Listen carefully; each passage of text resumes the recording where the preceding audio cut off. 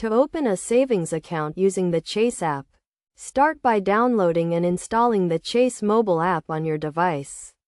Once installed, open the app and click on the button that says Open an Account. You will then be asked to sign in to your Chase account if you already have one or create a new one. If you are a new customer,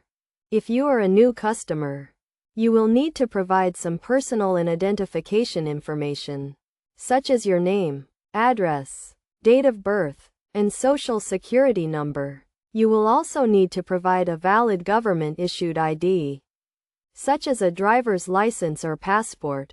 Once you have signed in or created a new account, you will be taken to the account opening page. Here, you will need to select the type of savings account you want to open, such as a Chase Savings or Chase Premier Savings account. Each account type has its own features and benefits, so be sure to review the details carefully before making your selection. After selecting your account type, you will need to fund your new account. You can do this by transferring money from an existing Chase account or from an account at another bank. You will need to provide the account and routing numbers for the account you want to transfer from. Once you have funded your new account, review and agree to the terms and conditions.